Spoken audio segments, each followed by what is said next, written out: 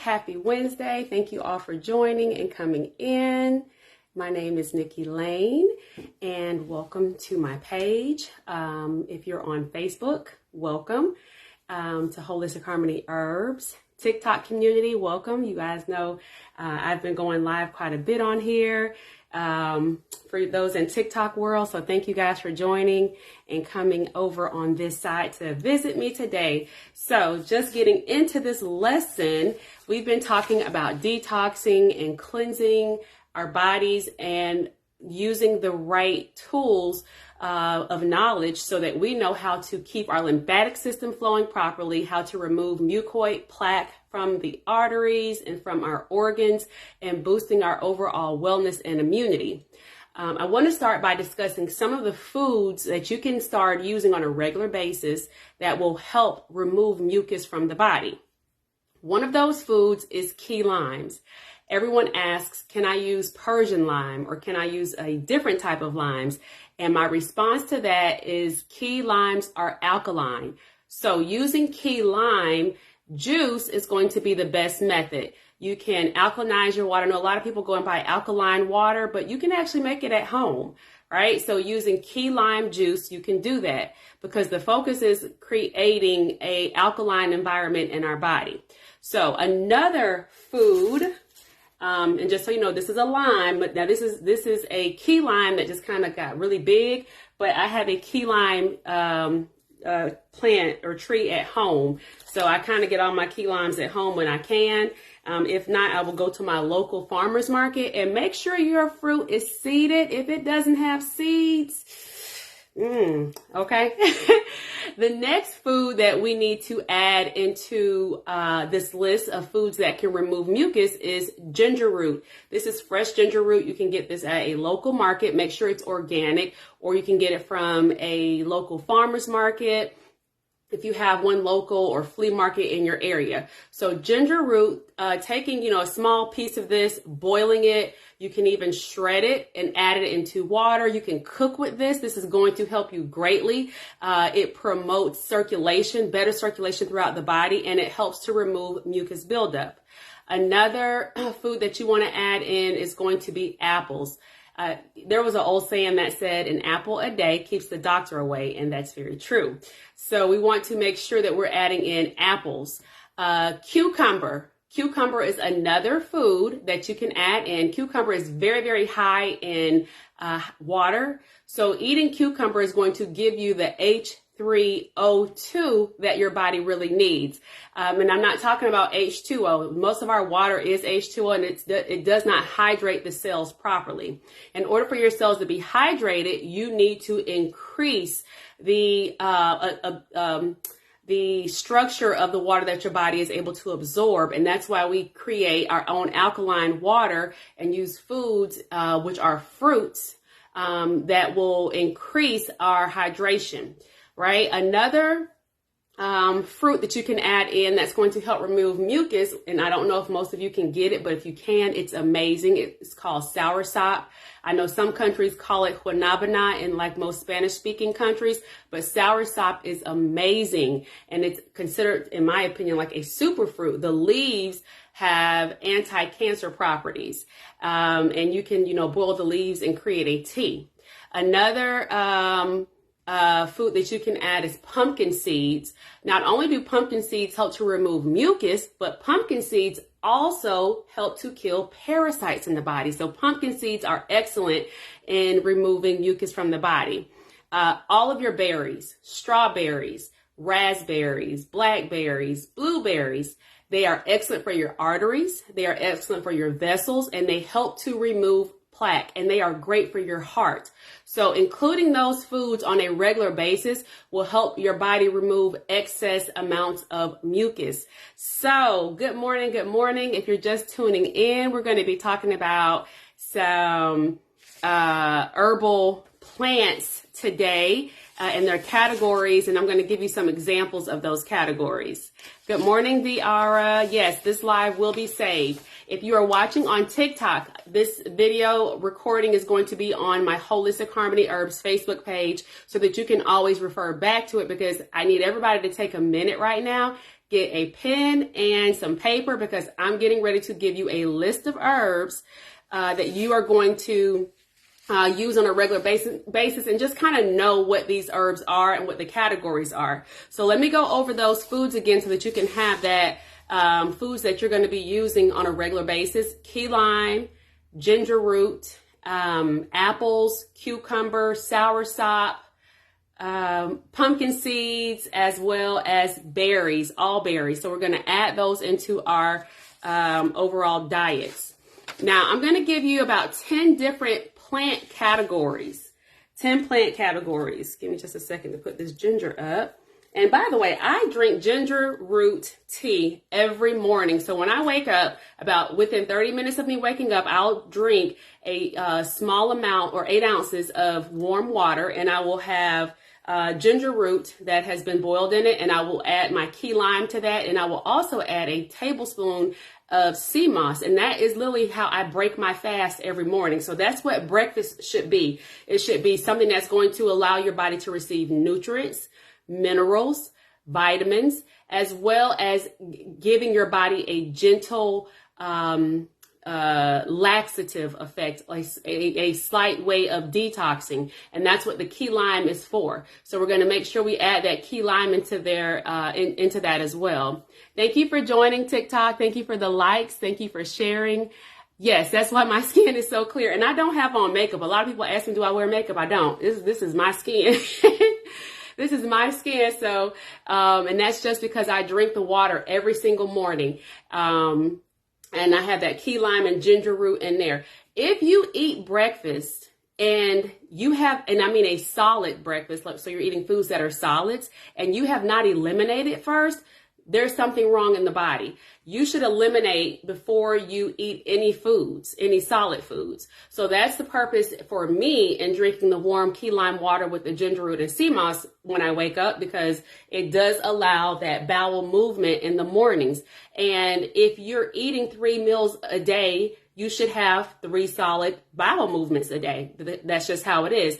And if your body is accumulating waste and it's not eliminating, that's what's causing congestion and leading to dis-ease in the body. So we want to make sure that we are cleansing and eating properly on a daily basis. So the first set of herbs that I want to talk about are our laxatives. Now, your laxative herbs are herbs that will help promote better bowel movements and to open up the bowel so that your body can eliminate waste. So I hope you got your pencil. So let's write these herbs down. And these herbs are what we consider bitter herbs. They are not tasty. I'm just going to be honest with you. The first herb is Cascara sagrada. Cascara sagrada. And this herb is intense. It's a very strong bitter. The next herb is senna, senna pods. So senna pods is great. And children can also use senna leaf for cleansing and, for constipation. And another herb is buckthorn bark, B-A-R-K. So those are 3 herbal laxatives that you can add into your medicine cabinet. So we have Cascara sagrada, senna pods, and buckthorn bark. Now, I'm also going to create a chart of this, and I'm going to type it out, and I'm going to add it to my Facebook page, my Facebook group, and the group is called Holistic Healing with Nikki Lane. And I'll find out a way to add it on TikTok. I don't know if I can. So if you kind of miss some of these notes, you can still go back and refer to it. All right. Welcome. Good morning. Good morning. Now, some herbs that we are going to use that promote our whole body wellness. We refer to those herbs as tonic type herbs. And for me, one of the best tonic herbs is going to be your different types of ginseng. There's a red ginseng. There's a white ginseng. And the ginseng basically promotes wellness overall. Okay, so from head to toe healing, ginseng is good because it gives your energy. It gives the cells energy to move. It gives your cells energy to breathe and function how they're supposed to on a day-to-day basis. The next type of herbs that plant category is going to be your hepatics, Hepatic. So your hepatic herbs are used to treat disorders or conditions of your liver. Now, keeping the liver and blood are healthy are one of the most important things, because your organ, the liver, is a major detoxifying organ. If the liver is congested, you are going to accumulate toxins. Those toxins then get recycled back into the bloodstream, and excessive amounts of inflammation, which we, refer to as mucus, and lymph that's become hard and basically kind of calcified, congests up the system, and it causes your liver to malfunction. So the herbs that we want to use, these hepatic herbs, are going to be milk thistle, dandelion root, yellow dock. And yellow dock is one of those herbs that is a bitter, but you cannot use this herb long term. This herb can only be used short periods of time. And the same thing with Cascara sagrada. So I didn't say that earlier. Cascara sagrada and yellow dock are two, they're very strong herbs. And so using those should be no more than 10 days in 10-day increments, every 30 to 60 days. You want to space those herbs out because they're not to be used on a day-to-day basis. So some other herbs for the liver and the blood are going to be barberry and baldo leaf. That's an actual leaf. Barberry is a root. So milk thistle, seed, dandelion root, yellow dock, and barberry.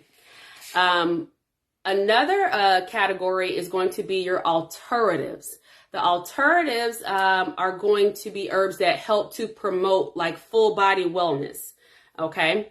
That herb is burdock root. So that's my favorite herb, because you can actually consume burdock root every single day. Okay, so that's a great alternative. It actually helps promote detoxification of the blood. It helps lymphatic movement. It promotes the functions of your cells, and it provides your body with 102 minerals every day. If you know this, you know that your body needs 102 minerals every day. So you're going to incorporate burdock root every day. I don't use burdock root every single day, but if it's a 30-day month, 30 days in a month, I'm using it at least 25 days of the month, because I know I need those minerals in addition to the sea moss that I consume. All right. Now, another herb category is going to be our antimicrobial herbs. Those are herbs that help your body to fight off organisms and bacteria that actually lead to and create disease in the body. Now, your antimicrobial are things that you can actually cook with. So I encourage you to start cooking more with onions, thyme, rosemary, garlic, and cloves. And cloves are also used to for parasites, to get rid of parasites and fungi and bacteria. So adding those into your dishes when you're cooking, you're now adding antimicrobial properties into your food. And if you are from Jamaica or from the islands, you know to add thyme to almost everything, right? So thyme and bay leaf gets added into a lot of the foods. So the next category are the lymphatics. So these herbs help to promote the health of your lymphatic system. If you've watched the other two lives that I've done this week, we've been talking about the lymphatic system. I'm going to share, a little bit of information on that again today. And these herbs help to remove and prevent lymphatic stagnation. So if the lymph is stagnant, that means nothing's flowing. And when that blockage is created, that means your cells are no longer able to absorb the nutrients.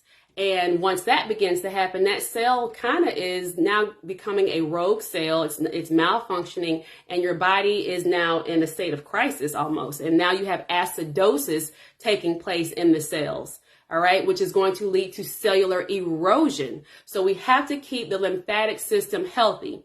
Now, we use herbs like figwort, Figwort, burdock root, and cleavers. Cleavers is an excellent plant because it actually comes in, it has astringent properties, and it helps to scrub the lymph system. Another herb is called red root.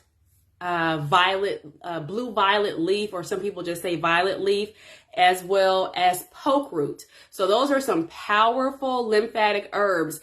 And if you've gotten my lymphatic blend, most of these herbs are in there. I think the only one that's missing is the figwort, but it's still a powerful blend because I added in some other herbs like podiarco, marigold, which is also known as calendula, to help, replace the things that are not on this list. So just know that there's different herbs that you can use, but these are the ones that I want to focus on today. Good morning and welcome. Good morning. Thank you, TikTok family. Thank you, Facebook family, for joining me. Okay, so a very powerful herb the next category is going to be adaptogens. Adaptogen herbs help your body regulate hormone production. It helps your body adapt to environmental stressors that you experience on a regular basis. One of the most powerful, and two of them, I'm going to give you two of them, and they're both very renowned in traditional Chinese medicine. And the first herb is called schisandra berry. Schisandra berry is amazing, especially for women. So for women that are dealing with any type of imbalances with the hormones, you definitely need to consume schisandra berry on a daily basis. Every single day, you should have schisandra berries. Another adaptogen is going to be reishi mushroom. In traditional Chinese medicine, reishi mushroom is known as the herb of immortality. And this herb goes in, and I know a lot of people say, how can a mushroom be considered an herb? It has properties that help boost your immune system. It helps build the immune reservoir. It helps your body adapt to stressors as well. So adding in schisandra and reishi together, that's an excellent combination to help your body. Another category is going to be herbs that help your lungs, and we call these herbs expectorants. So, sometimes we get a cough, we have mucus in our chest, we're all clogged up. We want to use these herbs to focus on pushing that excessive amount of mucus out. The first herb is going to be elecampane, and it's spelled Elecampane. Elecampane is excellent because your lungs are a tender organ and you have to treat them with TLC.